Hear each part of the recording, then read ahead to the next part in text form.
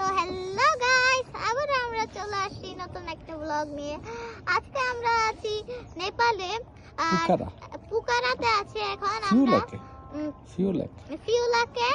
আর এখন আমি এই নৌকায় চড়তেছি।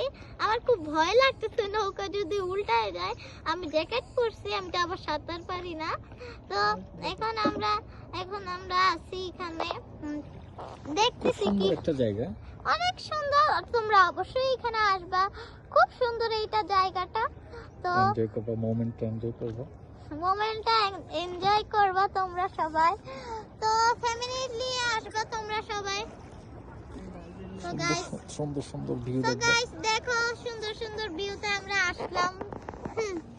দেখো পাহাড় সুন্দর, দেখো পাহাড় অনেক উঁচু, লেক থেকে পাহাড় দেখা যায়, যাচ্ছে।